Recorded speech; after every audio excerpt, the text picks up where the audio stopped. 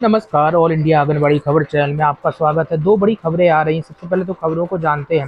राजस्थान में जो है डिप्टी सीएम ने एक बड़ा ऐलान कर दिया है, बड़ी पहल की है बाल विकास मंत्री से मुलाकात करके। आपको बता दें, मुलाकात करने के बाद जो है कुछ बातें निकल कर आई हैं, वो समझते हैं। राजस्थान की बाल विकास मंत्री दिया कुमारी का कहना है कि केंद्र सरकार से मिलने वाले मानदेय की अनुदान राशि का समय तय कर दिया जाए, जिससे कि हर आंगनबाड़ी कर्मियों को हर माह तय समय से मानदेय मिल सके। और इस पर जो है फैसला आना बाकी है। अगर ये फैसला आ जाता है तो जो हर माह की एक तारीख होगी उस पर जो है मानदेय आपको मिलने लगेगा, क्योंकि ये सबसे बड़ी समस्या हो चुकी है, चाहे वो किसी भी राज्य में हो। अगर बाल विकास मंत्री केंद्रीय इस तरीके से फैसला करती हैं तो कहीं ना कहीं एक बड़ा जो है अफसर होगा और कहीं ना कहीं गुड न्यूज होगी। दरअसल ये मामला राजस्थान से निकल कर आ रहा है। यहाँ की उप मुख्यमंत्री दिया कुमारी ने केंद्रीय बाल विकास मंत्री अन्नपूर्णा देवी से मुलाकात कर बाल विकास विभाग की योजनाओं के लिए केंद्र से मिलने वाले अनुदान राशि को एक मुश्त जारी करने की मांग की है। दरअसल आपको बता दें, जो जो समस्याएं आ रही राजस्थान में उसको लेकर केंद्रीय बाल विकास मंत्री से मुलाकात हुई थी, और मुलाकात करने के बाद जो है डिप्टी सीएम का बयान निकलकर सामने आया। डिप्टी सीएम और बाल विकास मंत्री राजस्थान सरकार में जो है एक ही हैं, दिया कुमारी। इनकी ओर से कहा गया है कि आंगनबाड़ी कार्यकर्ताओं को हर महीने मानदेय का भुगतान निश्चित किया जाना चाहिए, और ये इन्होंने स्वीकार भी किया है। बाल विकास मंत्री अन्नपूर्णा देवी से मुलाकात करते हुए दिया कुमारी ने पूरक पोषाहार दरों में बढ़ोतरी करने की भी जो है मांग की है। इसी के साथ ही डिप्टी सीएम का ये भी कहना रहा है कि जो 2017 से 17 के बाद जो है पूरक पोषाहार की दरों का पुनः निर्धारण नहीं किया गया है, वो किया जाए। यानी कि समस्याओं को लेकर मुलाकात हुई है। अब देखते हैं कि बाल विकास मंत्री की ओर से क्या फैसला लिया जाता है। इसी के साथ ही आगे आपको बता देते हैं कि दिया कुमारी ने आंगनबाड़ी भवन की मरम्मत के लिए हर 5 साल में जारी होने वाली राशि की भी बढ़ाने की मांग की। इसी के साथ ही आंगनबाड़ी केंद्रों की मरम्मत की लागत 50,000 से 1 लाख रुपए तक की करने की मांग की है। डिप्टी सीएम ने राज्य में 900 आंगनबाड़ी भवनों को बनाने का प्रस्ताव भी रखा।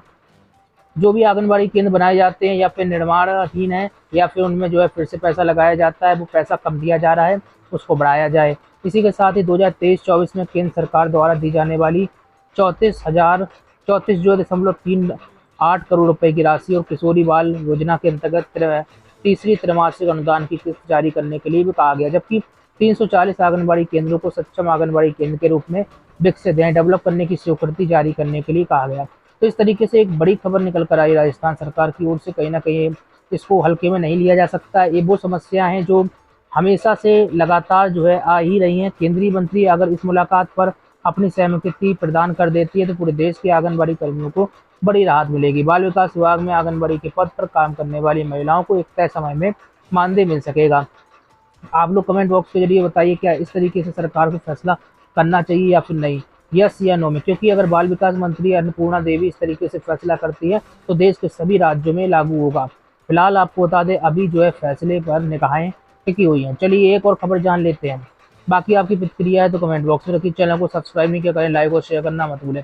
एक गुड न्यूज निकल कर आ रही है। केंद्रीय बाल विकास मंत्री जो है राज्य मंत्री सावित्री ठाकुर ने हिमाचल प्रदेश में 153 आंगनबाड़ी केंद्रों का जो है प्रमोशन एक तरफ से कह सकते हैं वो कर दिया है।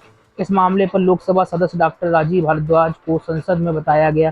संसद में इन्होंने बताया है कि हिमाचल प्रदेश की 153 मिनी आंगनबाड़ियों को अपग्रेड करके मैन आंगनबाड़ी के रूप में परिवर्तित कर दिया गया है।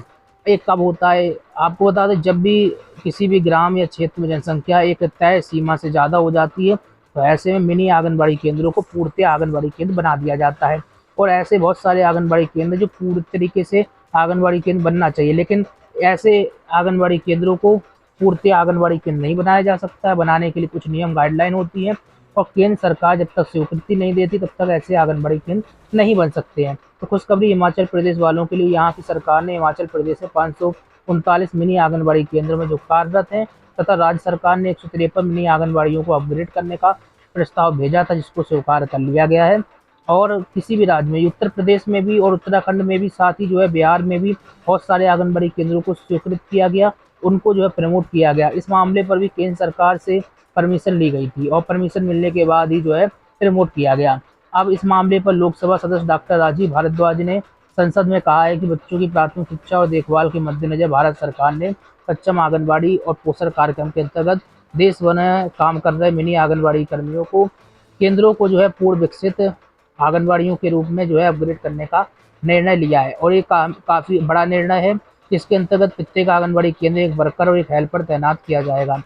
यानी कि फिर से कहीं न कहीं भर्तियाँ होंगी, एक तरफ से कहा जा सकता है। इसी के साथ ही संसद को ये भी बताया इन्होंने कि देश के 23 राज्यों और केंद्र शासित है, देखिए 23 राज्य, वैसे तो आप लोगों को पता होगा कि देश के 28 राज्य और जो है 8 केंद्र शासित प्रदेश, 7, इसी के साथ ही जो है, लेकिन यहाँ पर इन्होंने 23 राज्यों की बात की है। 23 राज्य और केंद्र शासित राज्यों में कुल मिलाकर 1,16,852 मिनी आंगनबाड़ी केंद्रों में से 20 राज्यों और केंद्र शासित राज्यों की ओर से जो भेजे गए प्रस्तावों के अनुरूप जो है 86,351 मिनी आंगनबाड़ियों को पूर्ण विकसित कर लिया गया है।